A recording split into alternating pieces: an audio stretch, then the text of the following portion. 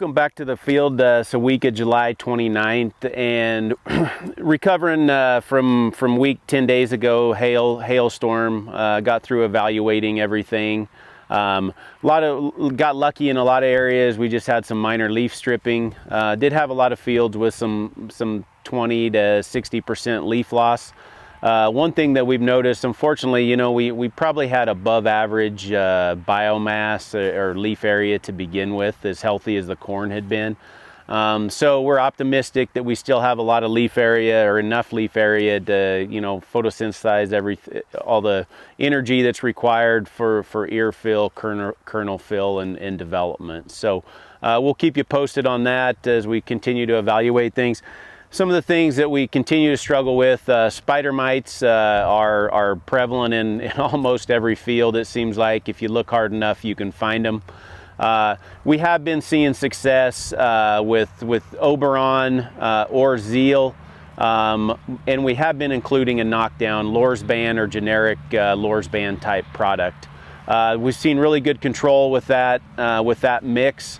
So one of the keys that we've noticed is trying to get a higher gallons per acre on, instead of that 2 or 3 that may be standard through the plain. If you can go as high as 5 gallon per acre, we tend to see a little bit better control in those situations when we get that higher carrier volume. So once again, spider mites, obviously, you know, we're seeing the colonies up into the ear leaf. Starting to see desiccation on the lower 2 to 3 leaves. So when we get colonies into the ear leaf, especially at this point into July, we need to be pretty active in including a knockdown, because we got a long ways to go to finish kernel fill and get that to physiological maturity. So we see colonies up to the ear leaf, get them treated. And especially with the weather this week, 100+ degrees almost every day. Need to be proactive. They'll be going through life cycles pretty quick when the temperature is 100+ degrees. The next thing I want to talk about, Western Bean Cutworm. Man, we've been very fortunate and have not seen very many egg masses to date. Now that could change.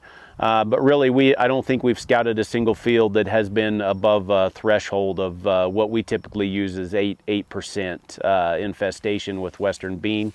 We have not seen any of that. Obviously, with Western Bean, you need to take into consideration those traits. If you have the trait that controls Western Bean from feeding on the ear, and with Channel's case, you know, the VT4s, in, you know, some of the competitive stuff, AML, Viptera trait, you need to know where those are at, and what fields those are at. No need to treat or control Western Bean in those fields. The last thing we'll talk about is nitrogen applications. Most of our fields are getting close to brown silk or R2 growth stage. So that's kind of the time where we want to see, you know, that last amount of nitrogen. If you're saving 30 pounds for brown silk, start to think about getting that last in application on. We want to make sure we get it on soon enough to allow that nitrogen to get into the plant and keep that and help with finishing kernel fill towards the end of the season. So really, probably most of our fields, we want to see that nitrogen go on no later than August, the week of August 10th or so. And I think that will wrap up this week's Agronomy Alert. We'll see you back next week.